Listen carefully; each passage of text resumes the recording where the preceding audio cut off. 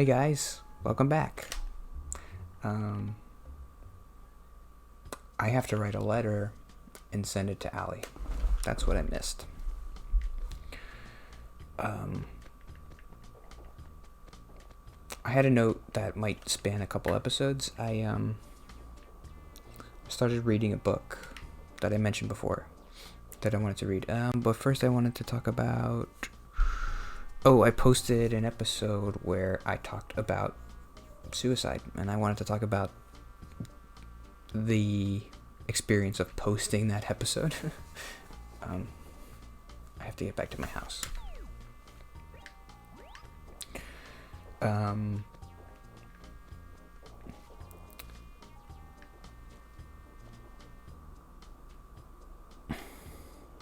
I guess when I recorded that episode, I still felt like nobody was watching, so I wasn't really thinking too much about what I was saying. And then when I watched it back, I was like, was I being sensitive enough to the topic? I felt good about it, like I was being honest with how I was feeling. But it was weird to post something like that and I'd never really thought about it like other people watching something like that. Okay, I have to write a letter. I don't know. Hi. Great letter.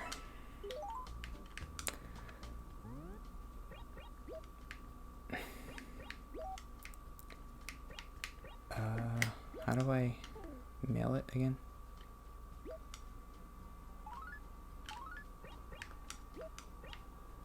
Do I put it in her mailbox?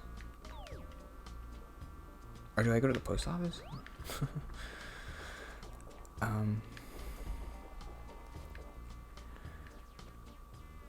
I guess it's nice. So it was nice that people were... I did get some comments that were really nice that were like,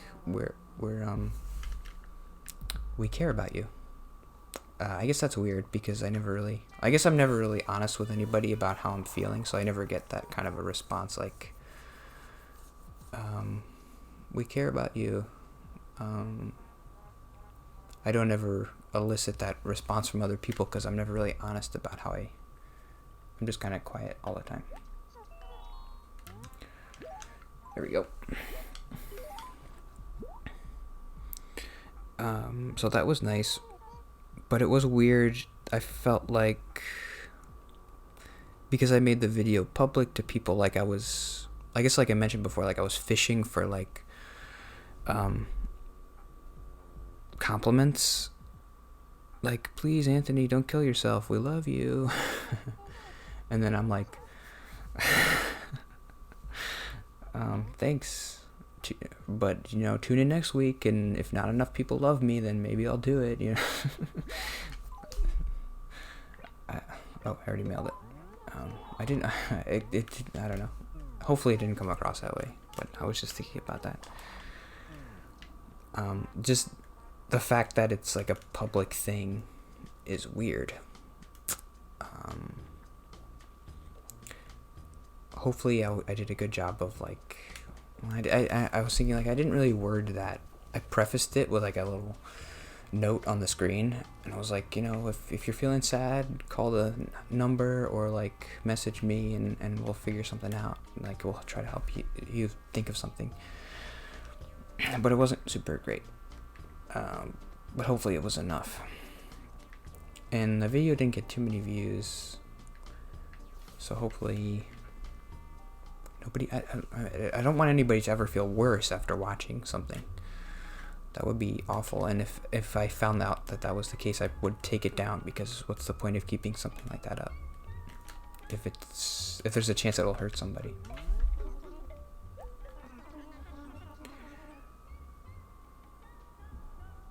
Jeez, man.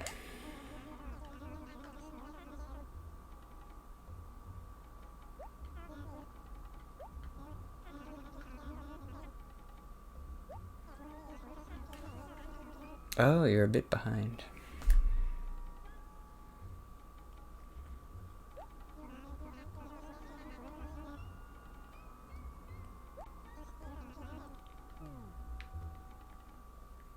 I wonder when they go to sleep. I think it's pretty late.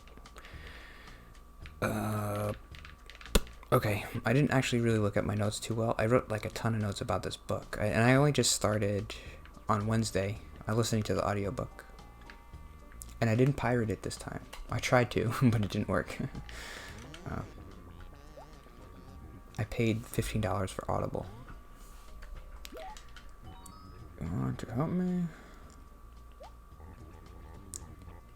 Pokemon Pikachu.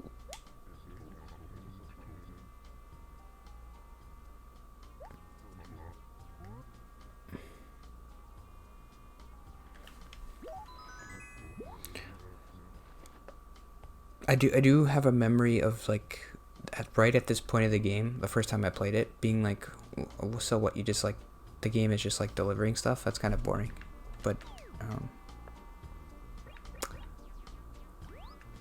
it grew on me, I guess. Because this was one of my favorite, I say it all the time, but this was one of my favorites.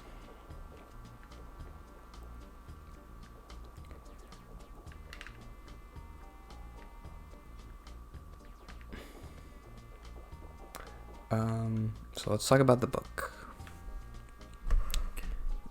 So I wanted to read this book. I guess I've heard about it. It's called The Hero with a Thousand Faces. It's Joseph Campbell's book about the commonalities in storytelling and myths. I guess I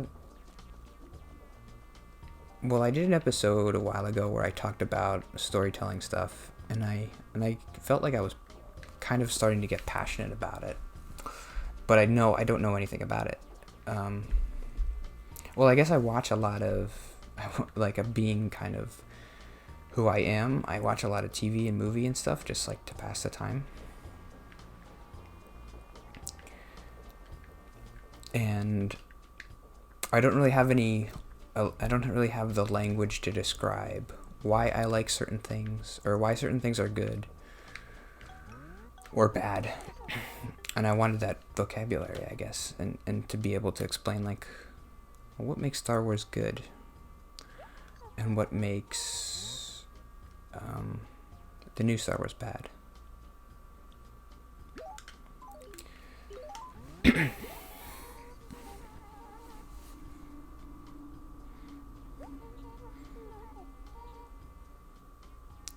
I guess when you watch a good story, it is like a feeling, and so I guess the way to understand what makes a story good is to work backwards from that feeling. Like, why did I feel that at this specific moment?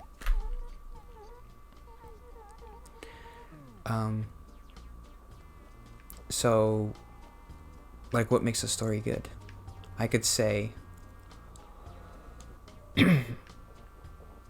I can tell you a story right now. There's good guys and there's bad guys. One of the good guys kills one of the bad guys, and the good guys win. That's a bad story, right? But that's Star Wars. There's a good guy, Luke, and he joins the good guys, the rebels, and there's a bad guy, Darth Vader, and, well, he doesn't kill him, but he blows up the Death Star, and the good guys win. But when I told you that first story, you didn't feel anything, because it's not a good story. But why? It's the same thing, if that makes any sense. And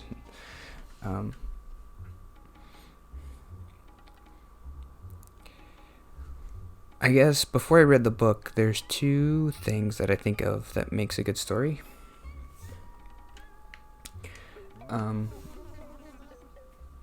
I guess I listen to the Harmontown podcast, which is over now, which I'm sad about.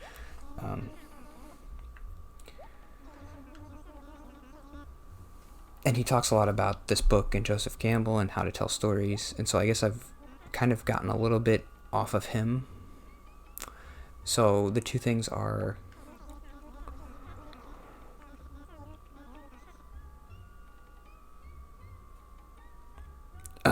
The most interesting thing is like he's talked about, and I've heard him mention this idea of thresholds, crossing thresholds in stories.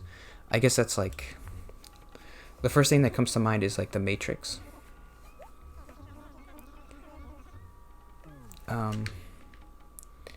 In that movie, there's a literal threshold of Neo going from like the unconscious world to the conscious when he takes the pill. That's a decision he makes that changes the story and changes him in an interesting way. So that's an example of crossing a threshold that makes a story interesting. When you see that in the movie, you're like, oh, this is cool, because that's crossing a threshold and making an interesting decision. And then the second basic thing is conflict is in stories is interesting. Good versus evil. I don't know, other conflicts. Man versus nature or whatever.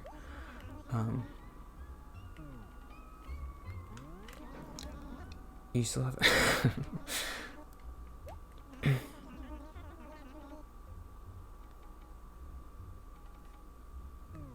okay, you have to deliver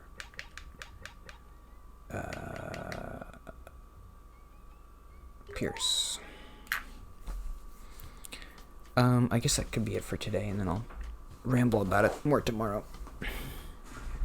I started reading, I think I got through the first chapter. There's like 10 chapters or something.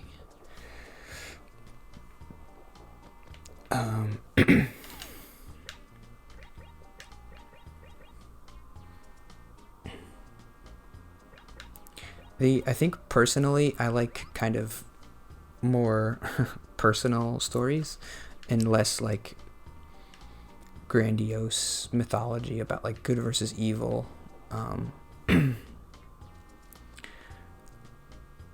I guess you can personalize that kind of thing. You can personalize the bigger ideas of good versus evil and personify them in like characters, and I like that more than like making everything too big. I like it when it's just about characters making decisions, and crossing thresholds.